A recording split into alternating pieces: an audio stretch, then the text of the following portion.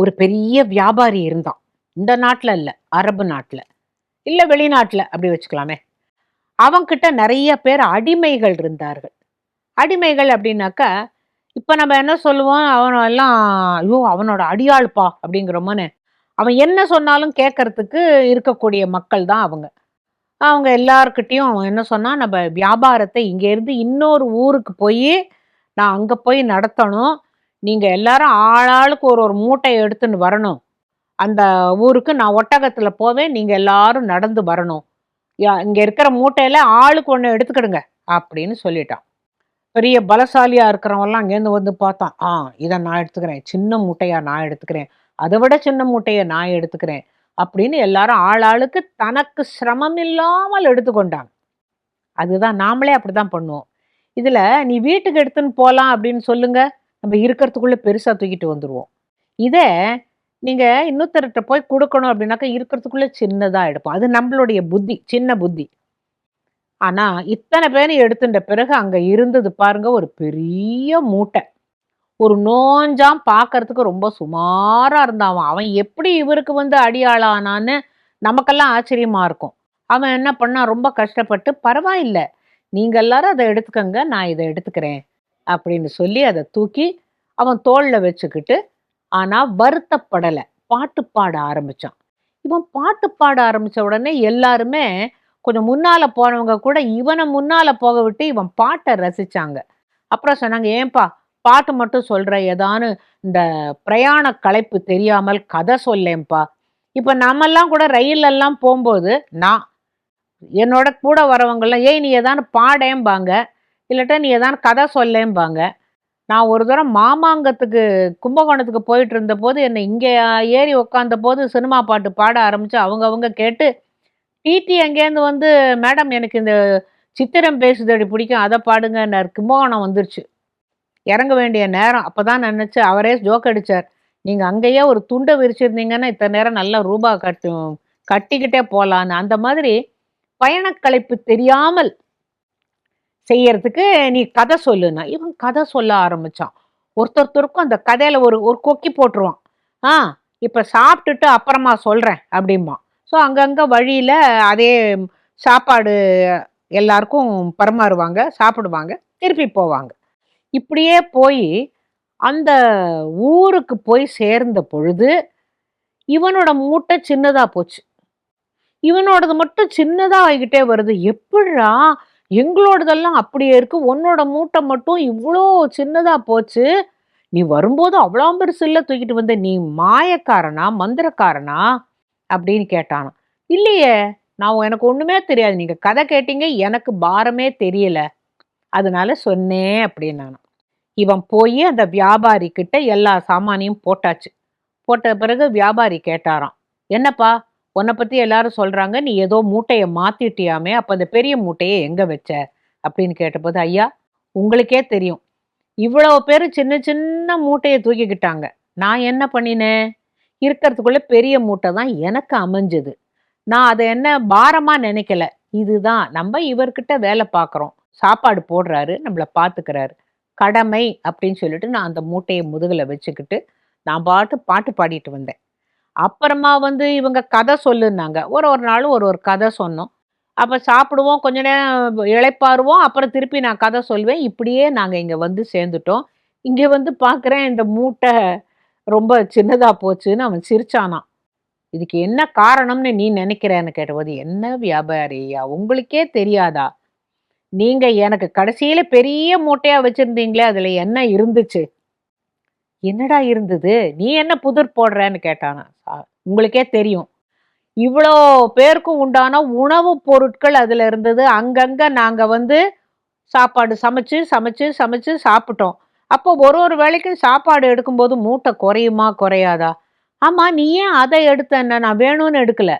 அங்க தான் இறை அருள்னு எனக்கு முன்னால, "இறைவா, நான் எப்படி இவங்களெல்லாம் போல சின்ன சின்ன மூட்டைய தூக்காம பார் கடைசியில பயந்துகிட்டு நான் கடைசியில இத எடுத்துக்கிட்டேனே.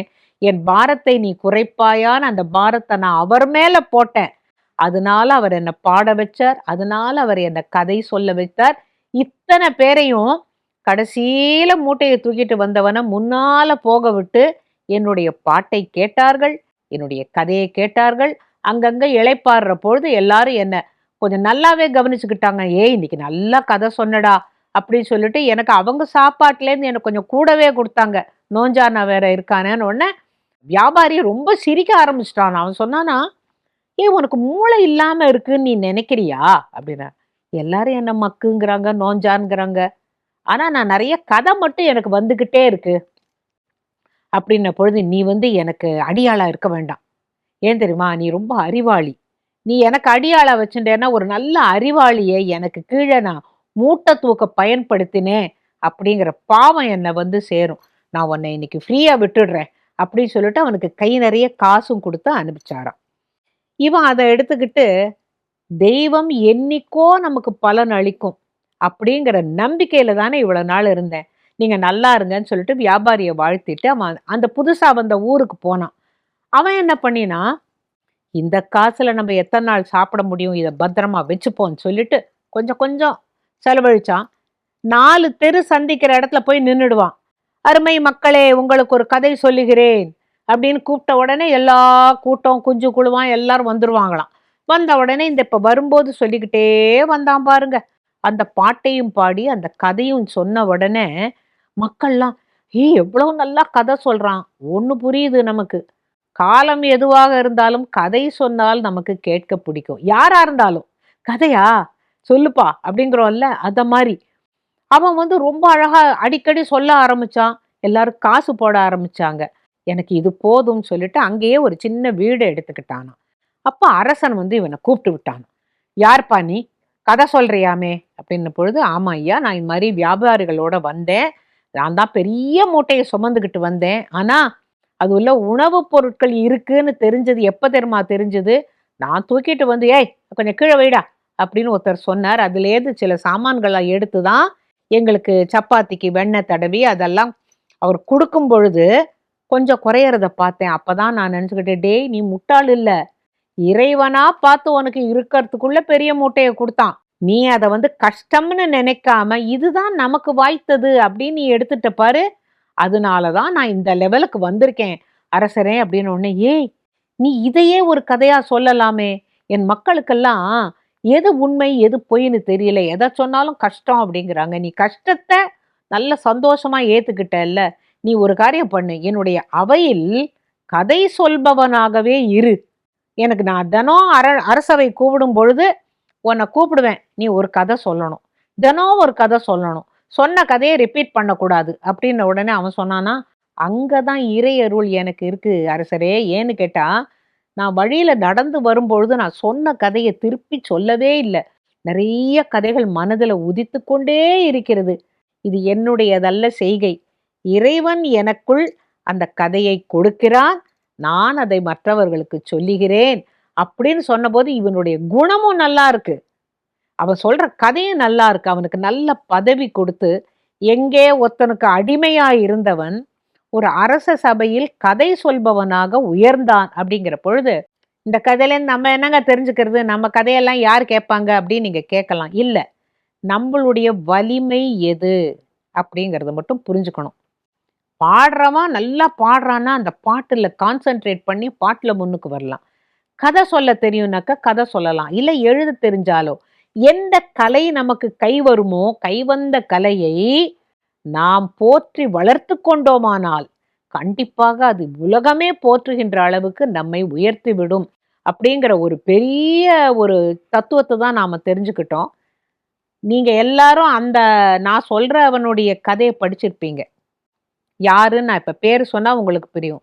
ஈசாப் ஸ்டோரீஸ் அப்படின்னு நீங்க ஆங்கிலத்துல படிச்சிருப்பீங்களே, அந்த ஈசாப்போட கதைய தான் நான் இப்ப உங்களுக்கு சொன்னேன். அப்ப நமக்கு பாரமா இருக்கிறது எதுவுமே பாரம் அல்ல. நமக்கு வேதனை தருவது எதுவுமே வேதனை தருவது அல்ல. பின்னால் வரப்போகின்ற வளமான வாழ்க்கைக்கு அது இடுகின்ற முதல் படி அப்படின்னு எடுத்துக்கலாம். உங்களுடைய வலிமை எது? உங்களுக்கு திறமை எது? அத மட்டும் நீங்க வந்து பெருசா வளர்த்துக்கிட்டீங்கனாக்கா, வாழ்க்கையில ஈசாப்ப போல நாமளும் அந்த நிலை மாறி ஒரு நல்ல உயர்ந்த நிலைக்கு வருவோங்கிறதுல சந்தேகமே இல்ல. ஏன்னா, நல்ல நல்ல கதைகள உங்களுக்கு சொல்றதுனால, ஏதோ ஒன்றை நான் விதைக்கிறேன் அப்படிங்கிற ஒரு மகிழ்ச்சி எனக்கு. கேட்குற மகிழ்ச்சி உங்களுக்கு. அப்படிதானே? வணக்கம்.